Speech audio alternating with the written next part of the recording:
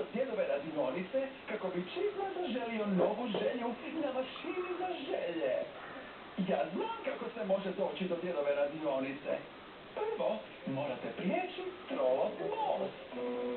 Zatim, preko velike rijeke.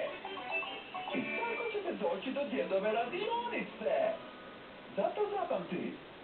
Most, rijeka, radionica. Ponovi za mnom. Most, rijeka, radionica. Most, rijeka, radionica.